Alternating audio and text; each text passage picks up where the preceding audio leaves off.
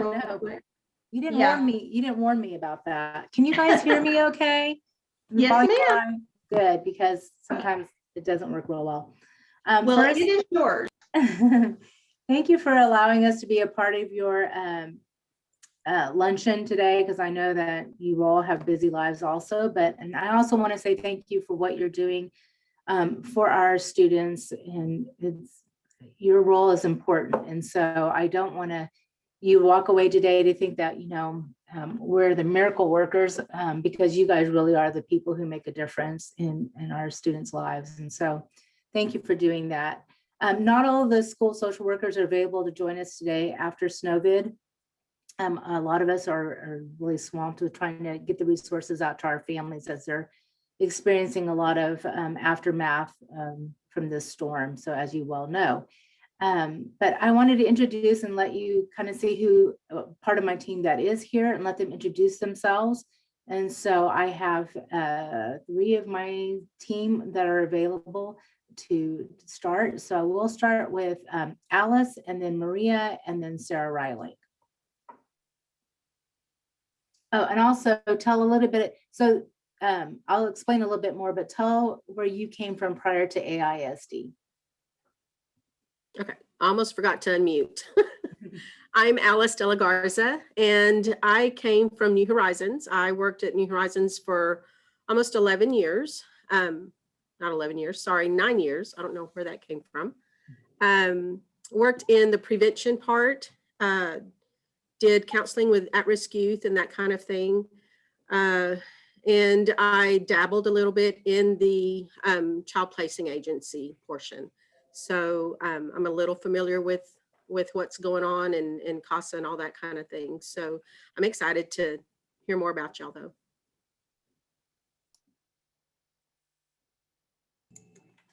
Good afternoon. My name is Maria Aguilar, and I come from Region 14. I worked there for 5 years under the Head Start, early Head Start and Head Start program around Abilene.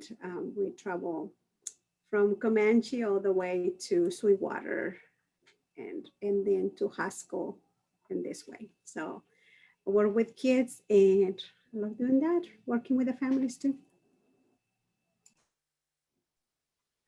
I'm Sara Reiling. I'm another one of the social workers, and I came from Child Protective Services. I worked there for 6 years, I think. Yeah, it's like 6 years as a conservatorship worker, and then as a conservatorship supervisor, and I loved it. And so that's my background, and that's kind of what brought me over here to AISD as a social worker, and I'm loving this so far as well. So. And I can thank Rebel for highly recommending Sara. And so I'm really, really thankful that I was able to steal her and bring her into our program. I'm going to share my screen so I can kind of go through and give you an idea of who we are, what we're doing, and then this may be able to also help with, okay. Let me see where let's see who's going to cooperate with me.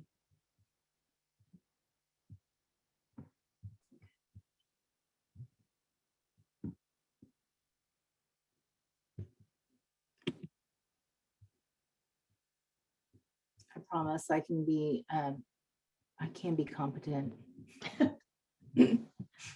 Sharing the screen is always a little hard. It is. There's too many icons. Where did he go? Okay, hold on just a minute. I had it pulled up and I changed. There we go.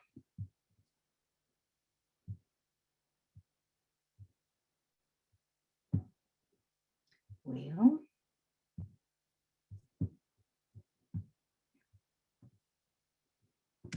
let's see who's going to cooperate.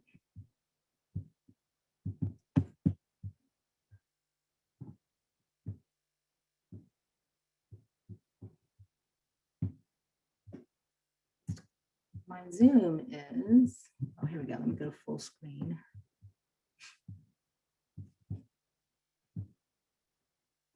my staff is probably laughing at me going, yep, it's Tina for you. It's okay, Tina. I had technical difficulties last time, so I couldn't do anything. It just kept locking up and I just had to get out and leave it alone and come in as a guest. Here we go. Okay, success. Can you see that? Great.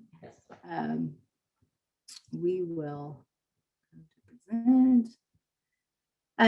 So we began, AISD recognized that there was a significant need in our district to be able to get student and family support services to all of AISD families and students. And so this has been a long time coming. In partnership with ACU, AISD met with the School of Social Work program to be able to kind of assess the needs of AISD, but also to be able to provide some leadership in knowing how to structure a student school social work service program here in AISD. So we began at the very beginning of, I think, September 2019. Is that right? I know, it's a blur. And so we began, we were hired with a master family advocate and 2 other social workers at the time, including myself. So we called ourselves the Fab Four. We started kind of dreaming about what it's going to look like. We had the idea that we were going to be given some time to really put together our program and kind of really unroll that towards the spring of 2020. But of course, with all the needs that were in the district, we very quickly started taking on caseloads.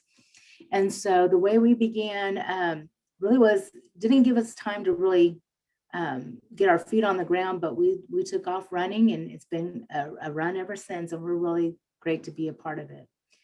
So the infrastructure within our program was really looking at the different standards with the school, with the National Association of Social Workers and federal and state laws and district policies to kind of develop our program. And so we work very closely with different agencies in our community, but especially within our district to be able to understand the marginalized populations that we have and are represented at each campus. We look at really structuring our program again with best practices in school social work. We're really excited in the next 3 days after today. We'll be joining the Texas School Social Work Conference that is out of Austin, Texas at UT. And so we really look really closely, and we are continually providing training to our social workers to be able to provide services that really look at best practices, but also to evaluate the efficacy and efficiency of our program. And so a lot of times that is really looking at specific populations within our groups. We really take an interdisciplinary approach when we're working with families and students, because we realize that, you know, the expert really is the student and the family. But sometimes being able to bring in CASA and other agencies who are working directly with our students and other agencies and mental health providers, we really try to become that loop of communication, but loop of services to provide a continuum of care for our families and students. And so we really try to utilize an interdisciplinary perspective. And again, as I said, we work in a partnership with our area agencies and campus partners, because we also know that there are significant barriers, right, that students are facing as they are trying to meet the academic expectations.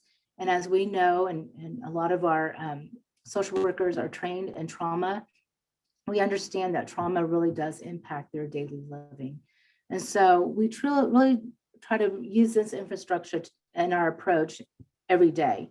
And so what we've been able to do within that short amount of time is really develop a caseload. And a lot of times, now this is not the number of referrals. Right now, we have almost close to 300 referrals within the K through 12 system, and that our social workers are working on. And we average about a 25, if not more, caseload per social worker. We have a referral process, and I'm going to let Sara talk a little bit more about that referral process, because she understands your role as CASA representatives. Yeah, So our referral process is, well, we try to encourage people to do it the formal way online.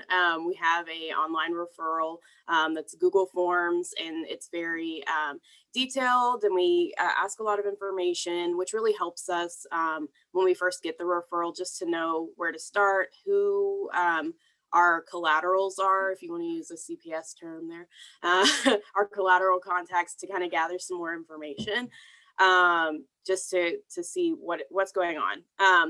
Now that doesn't always happen. A lot of the times we get caught in the hallway, or we get a phone call, or there's an emergency, of course. So, I mean, we can take referrals anyway, as long as we're serving our students, we're going to get them served. So, we do have a referral online, and that's probably going to be the best way as CASAs. Like, if you know that you have a student that could use our help, or maybe you just need some collaboration, like Tina was saying, on campus, especially like high school students. I know by the time our foster kids get to high school, they're behind. They have all kinds of like credit recovery stuff, yada, yada, yada. It's very confusing for not only the family, but for, I know myself when I was a CPS worker, and all kinds of things. So yeah, probably talking to your CASA supervisor, saying, hey,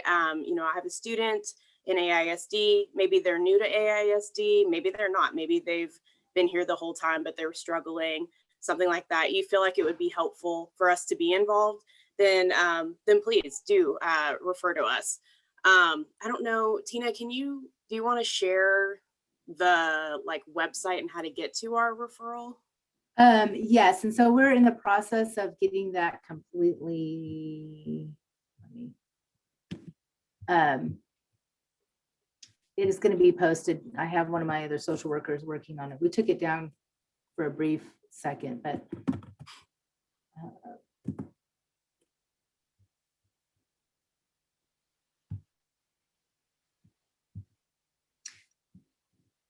so under the AISD website, we are housed under Student Services.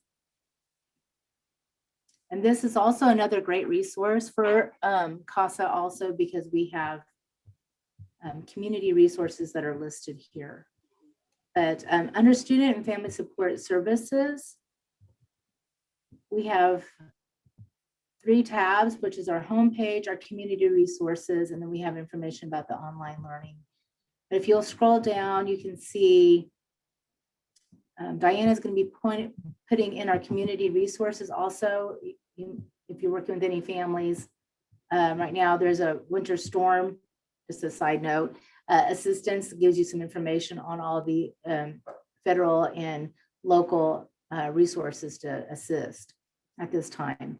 But under the family resources, I believe she's going to put it under the agency. I will send Rebel the link so that way she has that provided.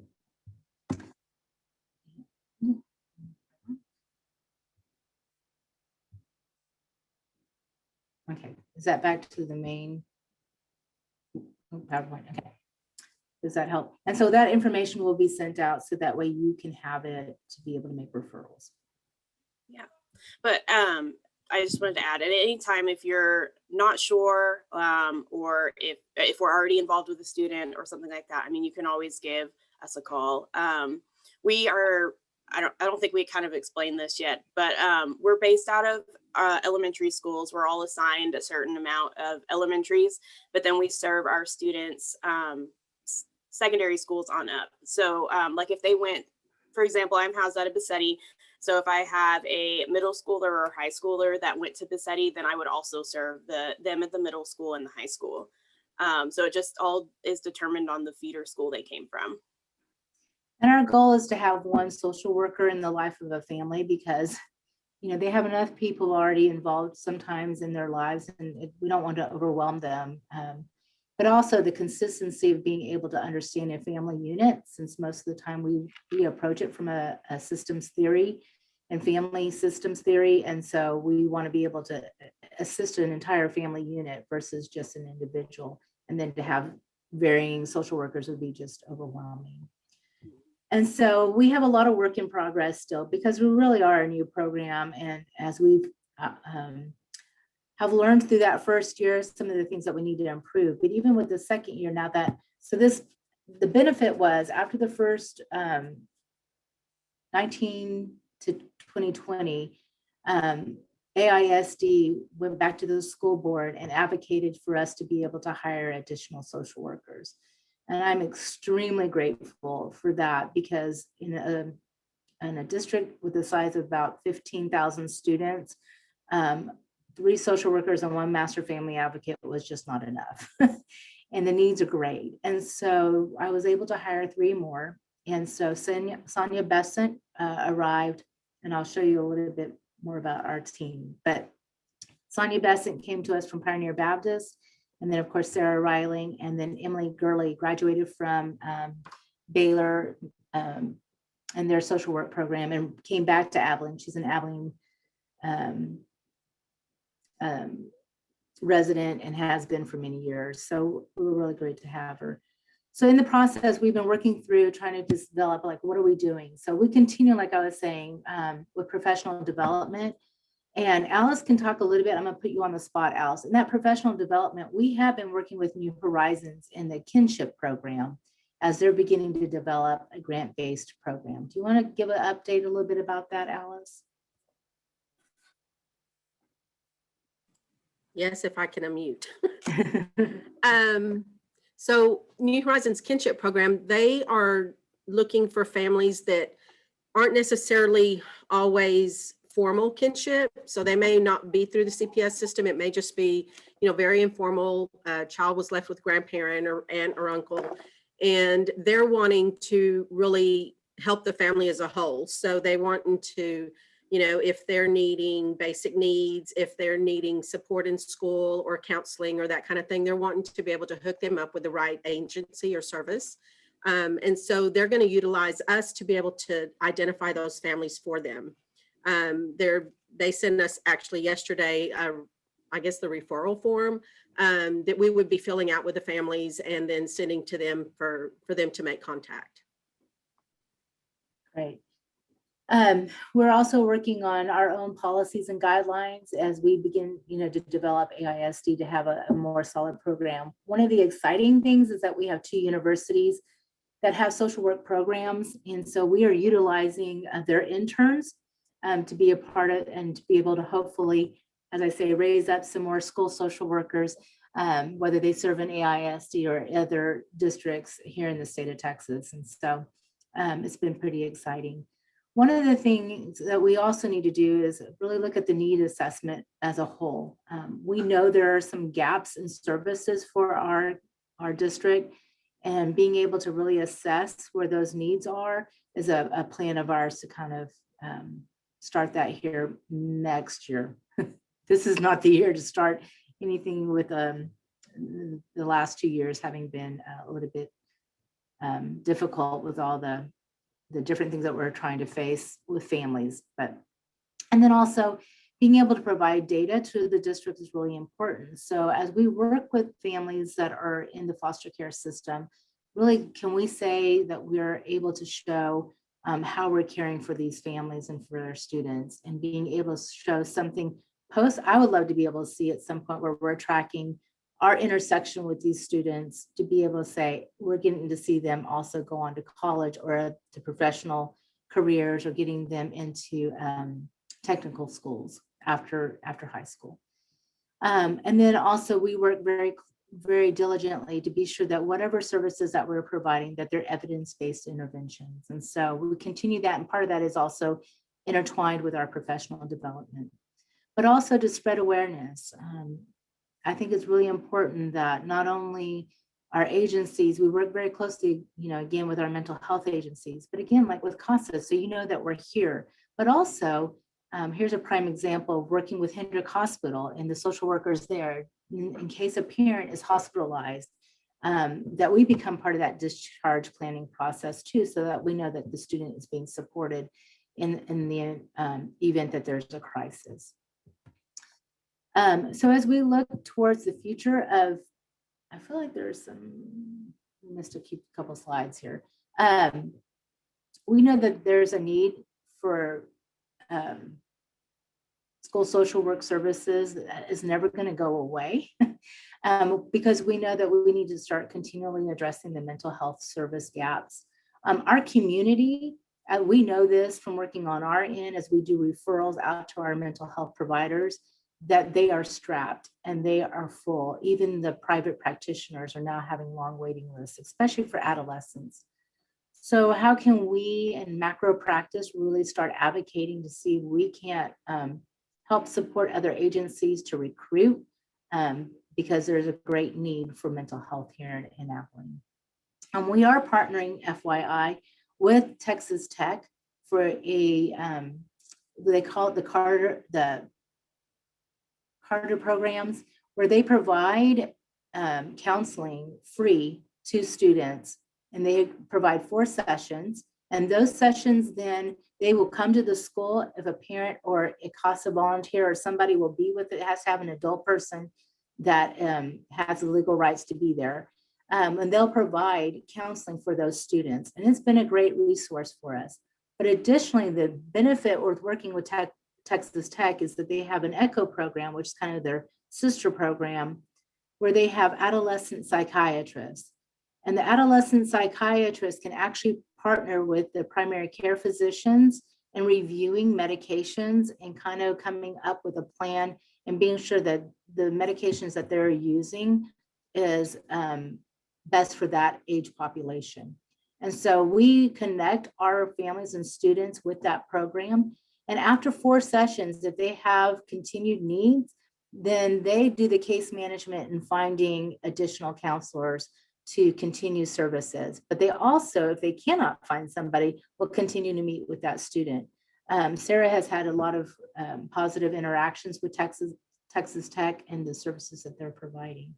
So we are seeing some of those gaps being narrowing a little bit, but also I see with the trauma of COVID and this storm that we'll begin to see some after effects in the mental health arena. But also our hope is that we'll increase our social workers in AISD. We partner very closely with Darren Cox in the McKinney-Vento program, and if you are familiar with them. And while they take care of the basic needs, we come back in when there are needs beyond the basics. And so especially when it comes to mental health. And that really does come from Senate Bill 11, where Texas is now required to have counselors intervening and helping with students. And so we do provide individual counseling. We do not provide therapy, but we provide counseling and group counseling. So sometimes we recognize that if there's a group of students, maybe who are attending all one school, who are in the foster care system, we can provide counseling to be able, but we also know that they're being served already outside school. So sometimes it's just a check-in and check-out with a student to see how they're doing and being sure that they're being supported while they're in school. And again, we want to continue to always increase our presence in the community and within our schools. And I think that we're making some significant headway with that. And I feel like people are beginning to hear the news that we are here in the school system and the work that we're doing. I want to say, let me come back. Here's my team. I want to say that this team has been phenomenal to work with, and that they've already made significant strides in helping families. And it's really, really wonderful when I get the feedback from parents to say, I don't know what I would have done if I didn't have the school social worker helping me with a certain situation. So I'm really grateful that we get to serve in this capacity, and we just look forward to being able to continue that. Questions, comments, criticism?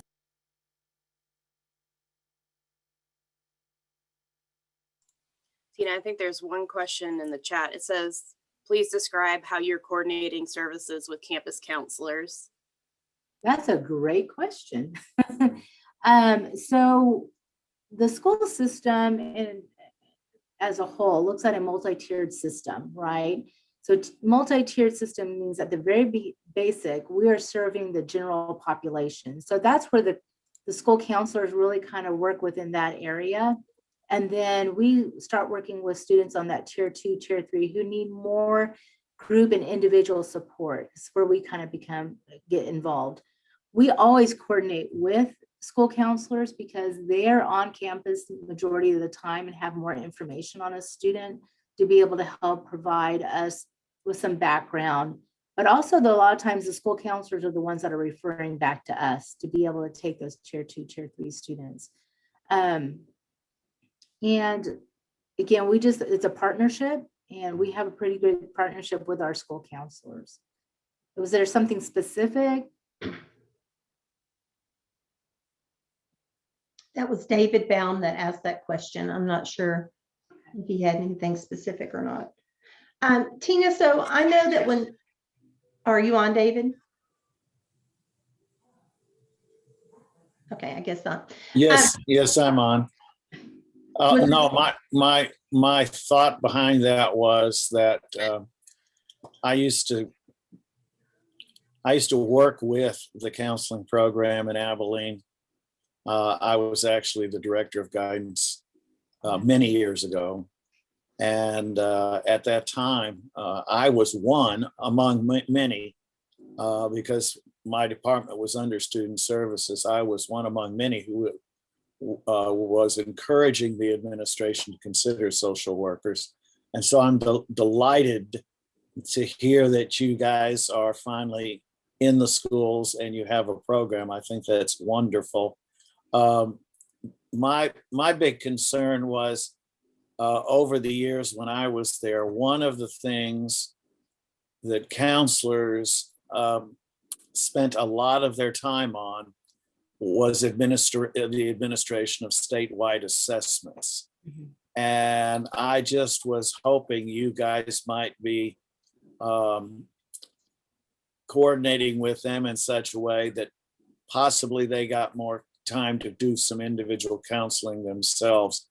I don't know if they're still doing that much testing. I haven't spoken with one of my former staff people in a long time. So, but I am delighted I'm delighted you're in the district, and I'm delighted you are working with school counselors.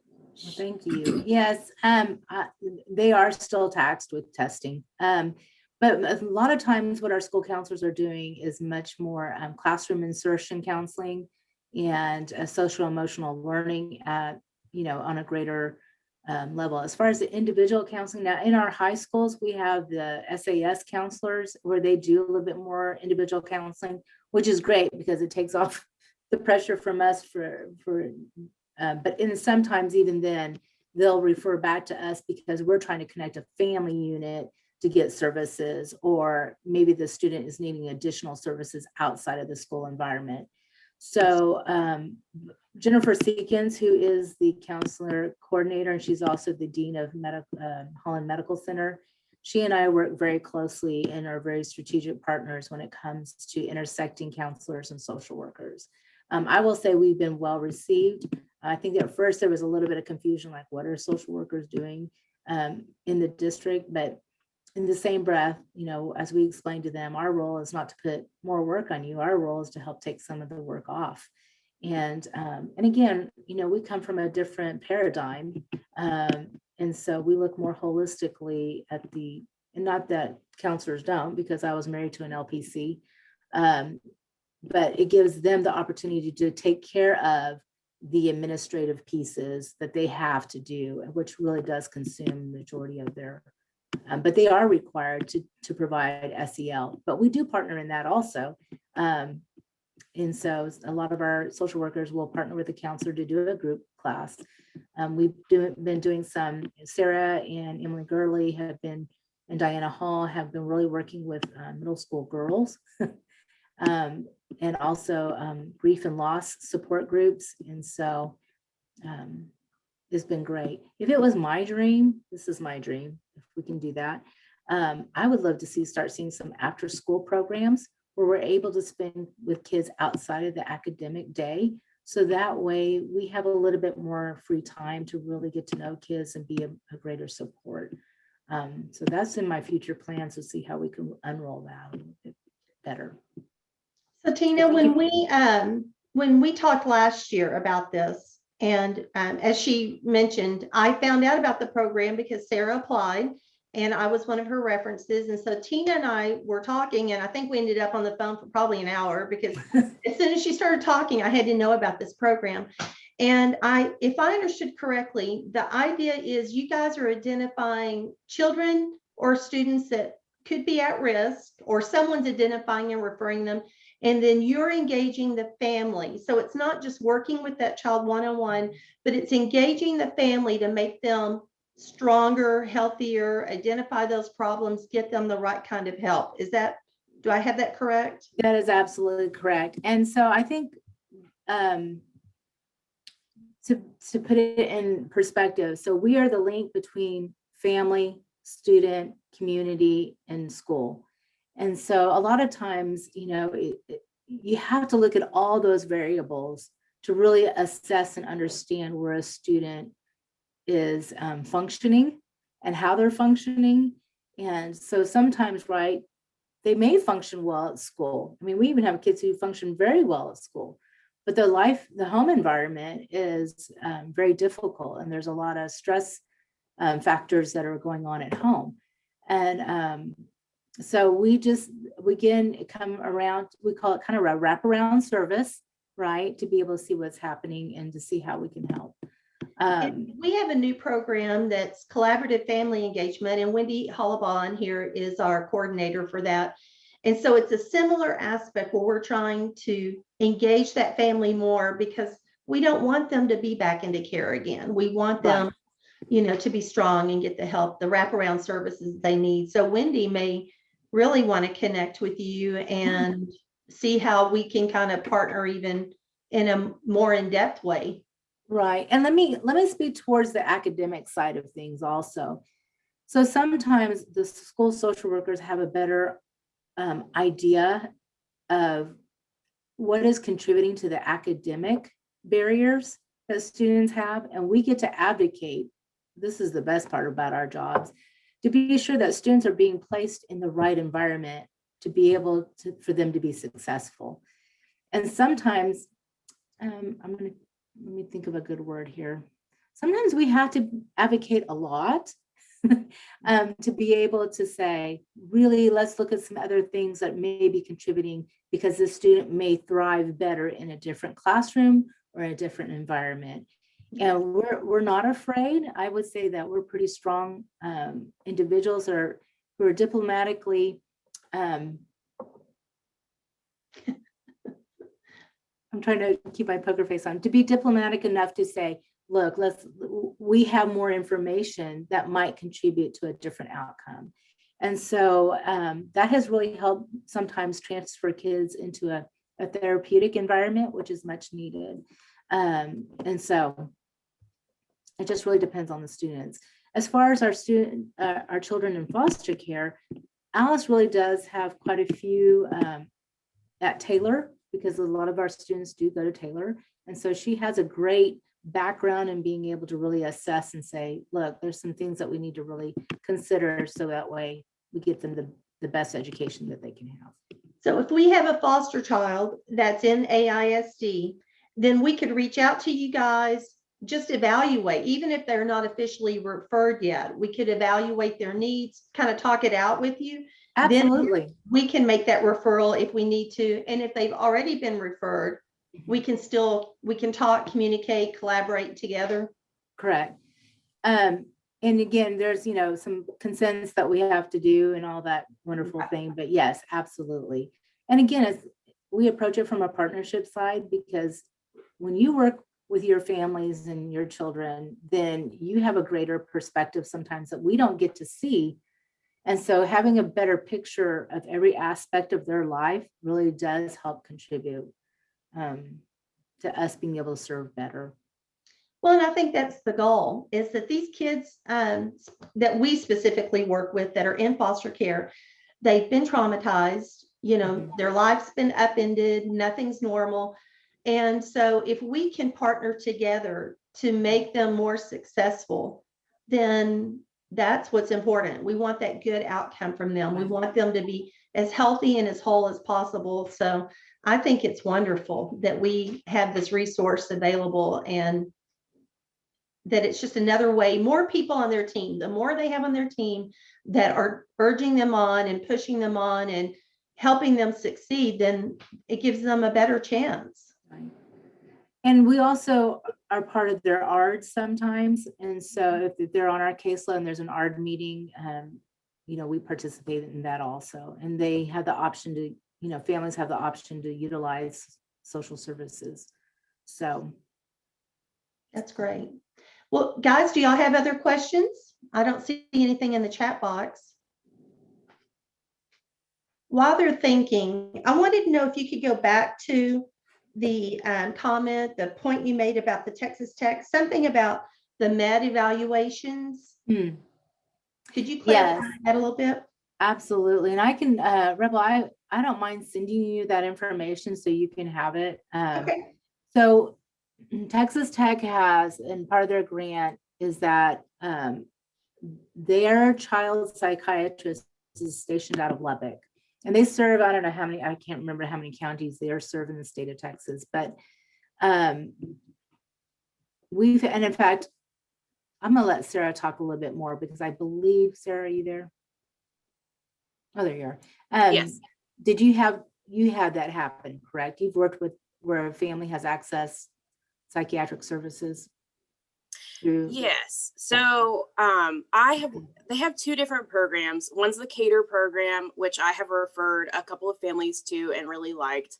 And that is what Tina was talking about earlier, where they come in and they do some counseling. And it's really thorough. It's really good. They come into the school. They want to know behaviors. They talk to the parents. They want documentation. They really want everything. They don't just come in and just talk to the student for 30 minutes and then say, you know, oh, that's it. They really do an in-depth assessment on them, which has been really great. And I've referred them some tough kids. But the flip side of that is the Psychiatric Services. And I cannot remember what that's called. Echo. Echo. Okay. Yeah. And that is through their pediatrician is what I've come to learn. And that is really, so in the Cater program, they can refer to a psychiatrist, but with their Echo program, they work directly with the pediatrician to just help. They basically can just call up the child psychiatrist and say, okay, this is where we are at. This is what medications they might be on. What do you think? Or this is what medications I want to maybe try out. And the pediatrician can get direct advice from that child psychiatrist. Okay. So that's awesome. The only catch is that pediatrician has to like sign up for that program and be a part of it. It's voluntary on the part of the pediatrician. Okay. But if we know about that program, if the families know about it, they can kind of advocate and say like, hey, have you heard about this? Is this something that, you know, you might be helpful for your practice or what have you? But go ahead, you know. And I believe the Abilene Pediatric Association is their physicians are working with that program. Good. So that's not something we would do. That is something that the children that have been identified that are in your program, if their pediatrician is part of that program, then they can consult with them and get some direction. And even if they're not in the program, the ECHO program of Texas Tech will work with that physician and explain their services to them. But like Sarah is saying, on their case management side, on the counseling side, if they make a referral, we've actually had students who have been able to go to Lubbock to see the psychiatrist. And as you well know, in our city alone, our psychiatrists are absolutely swamped. And the fact that we don't have a whole lot of adolescent psychiatrists or child psychiatrists. So we are really an underserved area. And so this has been a great resource for us. Good. Yeah, well, we had another, I'm sorry, go ahead. I was just going to add what I really like about it is that, you know, because like Tina was saying, a lot of our resources here are really overwhelmed. I like to this one is fast acting. Like you put in a referral, they're reaching out to the family within 24 to 48 Wow. hours, setting something up. And so they're going to get that kid served while in the meantime, you're waiting for something local. And the person that I've been working with, I mean, I really do think she comes from Lubbock, and she just drives all over the place and serves several of the ISDs out here. But she's great. I have nothing but good things about that program. So That's good to know, because that might be a resource that we were completely unaware of that could really provide immediate assistance to our kids. So someone had a question on here. Dee asked, do you partner with Betty Hardwick, or do you have a need for their services? Absolutely, huh? I can take it. I know I have partnered with Betty Hardwick a lot. Some of our kids are already involved in that, especially if they're in the foster care system or something like that. They're usually already in some kind of services like that with Betty Hardwick. But also, it's been really helpful because like we said, we're the collaboration piece. So we just try to connect all the dots. And a lot of times Betty Hardwick doesn't know that the school has a lot of helpful information when it comes to assessing the kids. Like, for example, I have one kid that went to Betty Hardwick for an assessment, and I was able to bring months and months of documentation showing like, these are the behaviors we're seeing every single day at school. This is what's going on. We're not psychiatrists or psychologists, but this is what we're seeing. So that way it can help you do a better assessment. And I was, able to collaborate that with the parent, and the parent was like, oh, this is awesome. So glad you guys are doing this. And so that really helped a lot. So yes, we work with Betty Hardwick quite a bit. Good. All right, other questions, guys? Tina shared a story with me last year, and I mean, she didn't identify anything, but she just talked about not every child, of course, that they help is in foster care. They just, people see a child that's struggling or a student that's struggling, and they refer them. Teachers can refer them, or anyone, correct, to you guys? Mm-hmm. And she told this story about a boy that someone thought might be a danger to other kids. And what they found as they worked with him was that he was a danger to himself. And they were able to partner with his family, get him the services he needed, get the family the services they needed. And I think you told me it like turned their family life around. And so I think that's such an important big picture for us to have, that this is a resource within our school district to identify kids that may not be getting that anywhere else.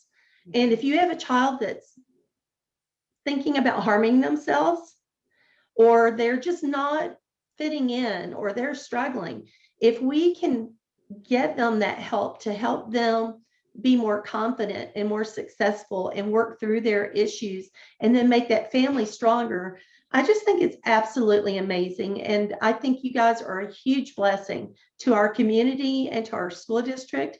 I told Dr. Young the last time I saw him that I'm just, again, so proud to be part of this community and to know that you're offering these type of services to our children. And we appreciate you so very much. And it's just a blessing. Well, thank you so much. And again, I appreciate what every one of you do for our kids, because again, we just know, as we know, the research shows that all it takes is one caring adult to make a difference in a child's life, and it changes the trajectory of their lives. And so I know that your decision to volunteer and do what you're doing is not a paid job. And so I thank you from, as a community partner, just it means a lot. So thank you for what you're doing. But again, we are here, always Rebel, I'll send you some more information so you can disseminate that and get it to everybody. And we'll continue to work and see how we can be of service. So any other questions?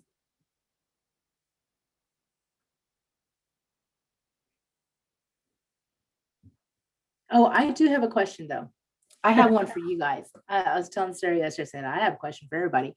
I just want to know from your perspective as CASA advocates, what do you feel is important for us to know that you feel like needs to be addressed? Or what are some of the gaps that you are seeing that we can help either start looking into or seeing how we can be of better service? So guys, you can put those in the chat box or you can unmute, but where do you see some gaps? Where do you see some needs?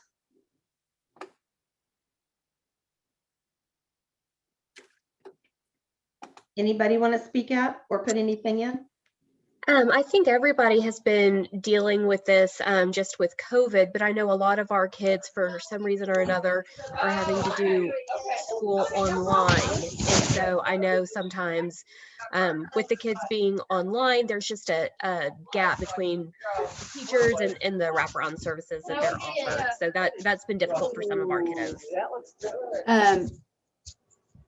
I will agree with that completely. And I think what we're seeing, and I think we're following right along the literature that's out there right now, is that remote learning is really impacting students' mental health. Isolation, we're not created to be isolated, right? We're created to be in relationship. And so I see, again, I've worked with a couple of cases just recently where there's a lot of concern about the remote learners and them being able to really thrive. And that is a problem. And so we have some work to do. Again, this, the whole remote learning is something new. I worked on that from working at ACU for many years in the college arena in higher ed. I totally understand, when you have grown adults who are still struggling to navigate online learning, how much harder it is for kids from K through 12. And so I think if you have any online learners that are really struggling and you're seeing evidence of that, that's when we definitely need to have a referral so we can go back again, because what you see on the screen is not really what's happening, once they're off the computer. And so we just really need to be sure we can kind of look into that a little bit closer. So. Good question. That's great advice. Thanks, Tina. Anyone else have? Let me also make a suggestion there too. When it comes to the online learning, the learning curriculum specialists are really good campus partners to be able to reach out to on campuses and kind of say, I have a remote learner who's really struggling. Because then also, if they get into noticing that there's some other things, then they're more apt to submit a referral also. Guys, anyone else have any gaps or concerns they want to pass along?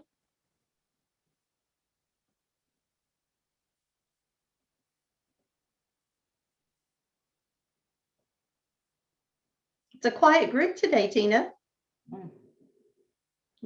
I can be quiet. Well, and if people have anything, you can email me, guys, and I can forward it to them. Were there any other questions you had for us, Tina, about our role or what we do? Or no, I'm familiar with CASA. My daughter-in-law was a CASA advocate, so yeah, I love it. Much needed. yes.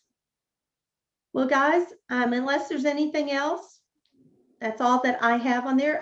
Tina, or one of you guys, if you could pick a couple of numbers for me for door prizes. And if we could go between number 1 and 2 did not log in. So let's go between 3 and 17. 11. Number 11, D Moore. So D, we're going to have a little door prize for you at the office. And I don't have them here at the house, but I know we have some brand new little flash drives, thumb drives. So it might be one of those. They're cute. And then another number, please. Go ahead, Alice. Let's go with, you said 3 and what, 17? Between 3 and 17. 15. TJ. And he's still on here. He's got his camera turned off, but TJ, we'll have a little door prize up there for you too. All right. Well, guys, anything else you want to ask before we end the session? I'm really excited that Sarah's with you guys, but I'm still really sad that she's not. Oh, she's got her CASA cup back. So we normally give out CASA cups to our guest speakers. Of course, everyone's remote right now. So someday, maybe if someone's near our office, I can send you guys some so that you'll have. We'll be there. We'll be there. Okay, good. I'll get some ready for you and I'll put your name on them. So, Oh, great. well, we appreciate you guys so much. Guys, give them a round of applause and a high five. Thank you, guys. Thank you. We Thank appreciate you for you. what you do and thank you for meeting with us today. And we'll pass along any questions that come in, but you are the Great. best. Great. So We you all are guys. too. Thank you so much. Y'all take Thank care. you guys. Bye-bye. Bye-bye. All right, guys. Well, that's the end of our presentation. So y'all can go as you need to. Bye.